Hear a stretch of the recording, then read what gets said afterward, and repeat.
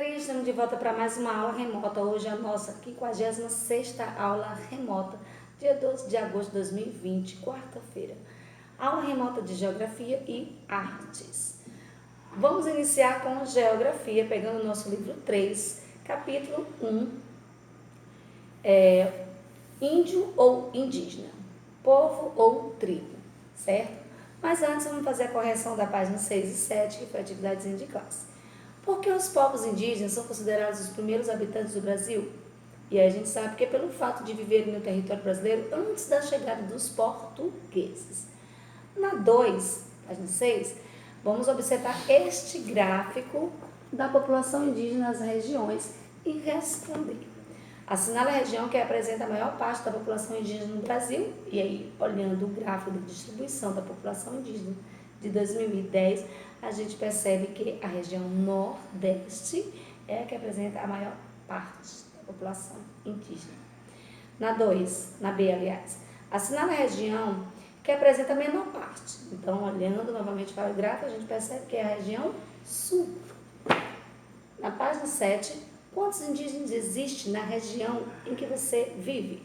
E nós vivemos na região Nordeste. E sabemos que aqui, pesquisando, a gente encontrou 208.691 indígenas. Terceira questão, qual a importância da cultura indígena para a cultura brasileira? Apresente um exemplo. E aí a gente sabe que são vários hábitos e costumes cotidianos atuais que foram herdados pelos povos indígenas. E um desses exemplos é o que, gente? A presença da pamonha na nossa alimentação. Também tem o costume de dormir em rede, que também veio dos indígenas e tantos outros mais. Indica uma das formas encontradas para reparar as injustiças históricas com o povo indígena no Brasil. E a forma de reparar foi a demarcação de suas terras, delimitando os territórios remanescentes.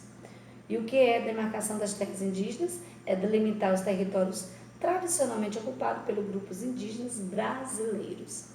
Porque a população indígena brasileira apresentou grande redução a partir da colonização portuguesa.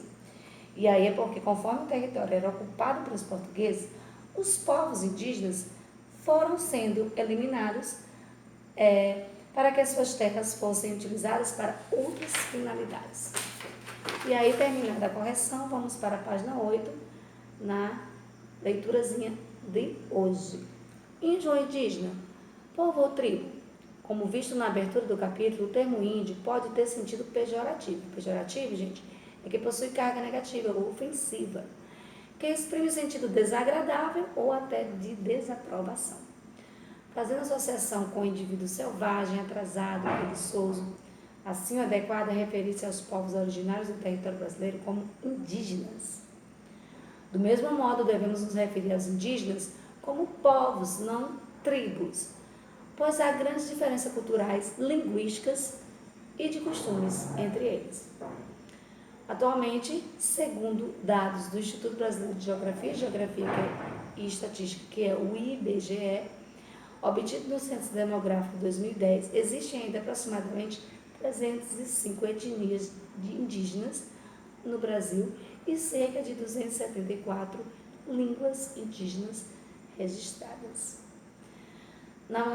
De maneira geral, a maior parte da população indígena brasileira atualmente vive nas zonas rurais, mas uma parcela considerável passou a viver nas zonas urbanas.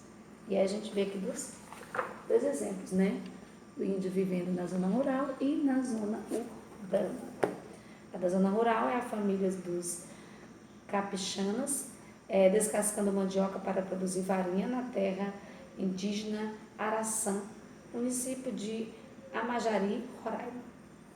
E aqui, na outra imagem do lado, a gente vê estudantes da Escola Municipal dos Guaranis Kaiowá participando do desfile comemorativo do 7 de setembro no centro de Amambaí, Mato Grosso do Sul. E a professora comenta: como as tradições e costumes dos povos indígenas estão muito ligadas à natureza, a maior parte de suas terras e de seus integrantes são localizados na zona rural. Por outro lado, mais indígenas vivendo nas condições dignas na cidade permite trocas culturais maiores com pessoas que fazem parte de outras etnias do Brasil. Atualmente, algumas das etnias indígenas com a maior número de integrantes são os Ticunã, os Guarani Kaiowá, os Terena e os Caigangue. Os Ticunã vivem principalmente no estado do Amazonas, na região norte do Brasil, organizando-se em clãs. E o que é clãs? Conjunto de famílias descendentes dos ancestrais comuns. Sua forma tradicional de moradia é a maloca, onde vivem juntos os membros de uma mesma clã. Aí a maloca do povo Ticunã, na terra indígena Evari 1, no município de São Paulo de Olivença, Amazonas. Os Guarani Kaiowá localizam-se ao longo do Mato Grosso do Sul, próximo à fronteira com o Paraguai. É frequente a prática de cantos, rezas e danças para as mais diferentes atividades cotidianas, como auxiliar no período da colheita. Essas práticas são conduzidas por um xamã. E aqui tem a figura de um xamã.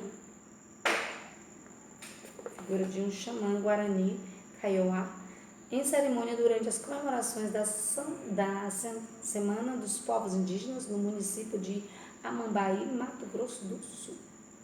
Os Terenas são um grupo que habitam principalmente os estados do Mato Grosso do Sul e São Paulo, com um nível maior de integração à vida urbana e aos não indígenas, se comparados aos demais.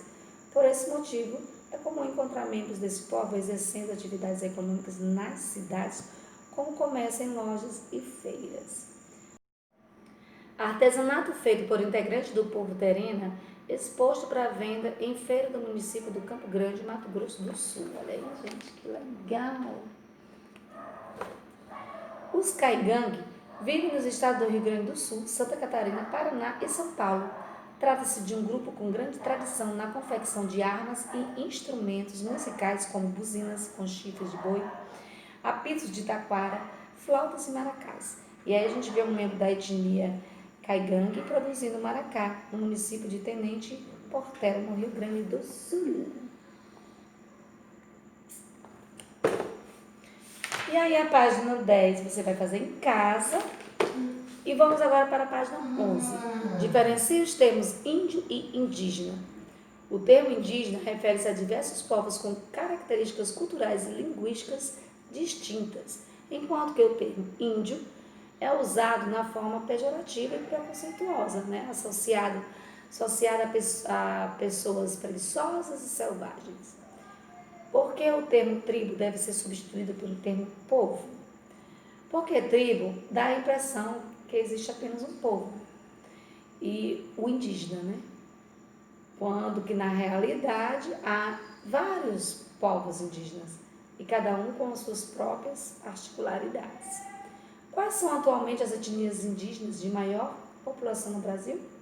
São os Ticunã, Guarani Kaiowá, Terena, Caiangue e Macuxi. É isso? E não vamos relembrar, complete as lacunas das frases. Os primeiros habitantes do Brasil eram os indígenas.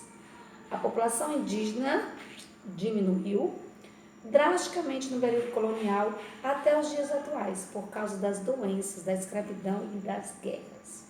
No Brasil, atualmente, há 305 povos indígenas que possuem diferenças culturais e linguísticas.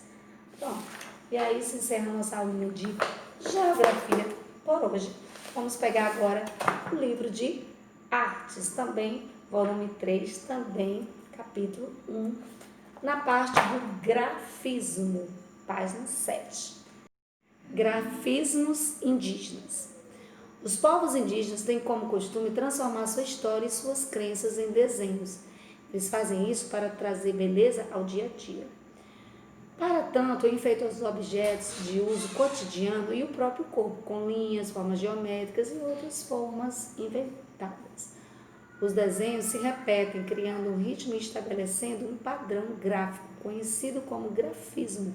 A pintura é feita com pigmentos naturais, que é o urucum, genipapo. O urucum, gente, é um fruto do urucunzeiro, que produz um pigmento de cor avermelhada. E o jenipapo é um fruto do qual se pode retirar um pigmento de cor azulada. Entre outros, e um graveto fino e flexível que é usado como pincel. Na forma de elaborar o grafismo, varia de acordo com cada povo indígena. Para cada desenho criado, existe um significado que, em geral, refere-se a elementos da natureza, animais, água, terra, etc. E a história daquele povo. Observe como os desenhos das pinturas corporais do povo Xingu apresentam linhas delicadas que criam padrões geométricos complexos. Complexo, a gente sabe que tem uma estrutura complicada, né, gente? Aqui.